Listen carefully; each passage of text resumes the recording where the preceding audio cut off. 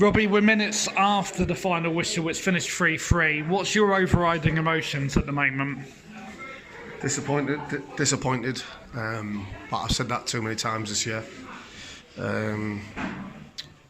We've got a point in the end, but with the circumstances and the situation we're in at the minute, with the games running out, points, they're a decent outfit in terms of where they are in the league, and people would say it's a decent point, but we've got aspirations of getting in the playoffs. I think it's a disappointing result, having led 2-1 and 3-2.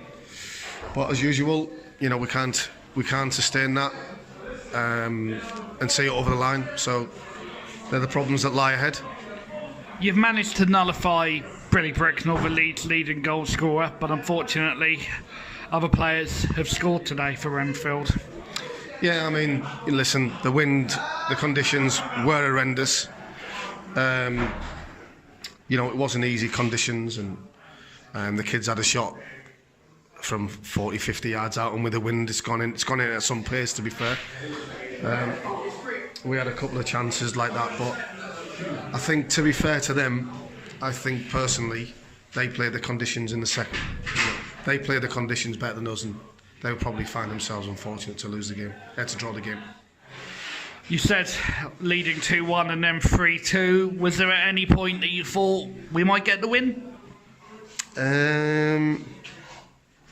Brutally honest, just with the way things have gone this season and how we've tried to sustain leads, I was always conscious and worried that they would go a little bit gung-ho, a little bit route one, and we're just not good enough defensively, and we act like school kids in a playground running after a ball and bouncing here, bouncing there. There's no one with real leadership to head the ball away or to command the area, and unfortunately, you miss out and you lose out on them situations. Need to ask you about the goalkeeping situation. Pet has come in today. It's his debut. It probably was the worst game that he could have played in the conditions. What do you make of the young lad? Because I'm not going to stand here and crucify him. No, absolutely not. He's an 18-year-old kid. I thought personally he'd done all right. He come for a few good crosses. Yeah. He made a great save in the first half. We come and listen, it's his first game. He doesn't know the lads particularly well. But to be honest, I thought he'd done all right. I think what he had in front of him wasn't good enough to help him today, and that's unfortunate. But listen, it'll be a big experience for Peter, and hopefully he enjoyed it, and he seems a really good kid, wanting to learn and wanting to be here. That's the most important thing.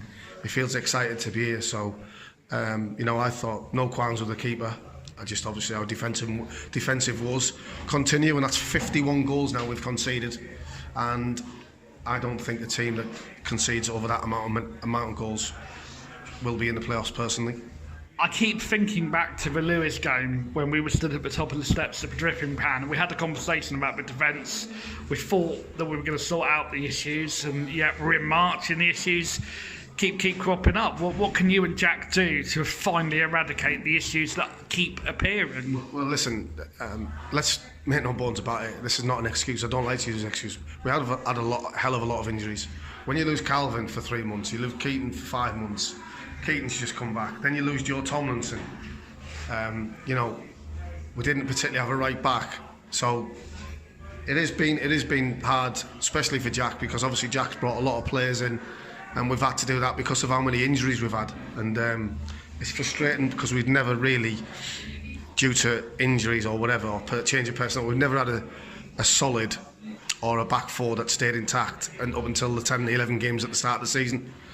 And obviously, listen, with the injuries and the personnel we've lost, we're a shadow of that team in the first 12 games. And looking at the league table, we can look at it at being 2 points dropped or a point gained. Looking at the league table, that does leave the Rocks in 9th place. 5 points now off the playoffs. Can we still do it? Well, of course you can still do it. Is it going to be tough? Of course it's going to be tough. That's no winning 4 for us now. So, we're just having that blip at the wrong time, and unfortunately it's coming at the wrong time. But like you say, Lee, the lads are giving tremendous effort, commitment to the football club, but we just haven't been good enough, and that's something that has killed us because of, I'm not going on about it, it's just injuries have killed us. I actually thought at half time, no, now look, the wind will turn around, we'll go back in there further. And that's not me crying wolf or trying to look for excuses, because I'm not. We haven't been good enough. We took the lead twice towards the end of the game, and we haven't seen it out. And that's just because, you know, we've done that a lot this season. We've took the lead and we haven't been able to hold on. So very frustrating, but you know, you can't fault the players' commitment and the work ethic. It's just, you know, we haven't been good enough in the box. Probably going to be about half an hour talking about injuries, but I need a little bit of an update on what's happening. First of all, with Calvin, can we get a little bit of news on Calvin? What's happening? I'll be surprised if Calvin makes any part in any games this season. No, I don't think Jimmy Mewett, same. Joe Tomlinson, what's the latest with Joe? We're hoping Joe's going to be fit for after Tuesday, obviously. Fingers crossed Joe will be back with us next Saturday. And Dan Lincoln? Dan's obviously got a hip flexor problem, so that's a bit of a problem for him. So we'll just have to see and assess where Dan is. And we go again next Saturday. We're at home against Leatherhead. It's an important game at home now, Robbie, as all of them are coming up to the end of April. Yeah, they're all important games. But, you know, like you say, I think it's no winning 5, which you've corrected me about. It's, you know, we just got to knuckle down, keep going, and hopefully, you know, we get 3 points on Saturday. But, you know, we've got a massive game on Tuesday. Hopefully, get to the final. And I need to obviously ask you a little bit of advice. You've played next week. The supporters team of the Rocks taken on the tennis club. I'm actually playing in that, as is Ian Guppy. So I'm just wondering if you can give any advice to myself or Gups for next Saturday against the tennis club. Yeah, don't play. Cheers, Robbie. Thank you. Or don't defend like we just defended. No, I'm joking. No, listen. You know, it's good that you used to doing that, and I might be down there to watch. So get your boots. Cheers, Robbie. Thank you very much. Well done.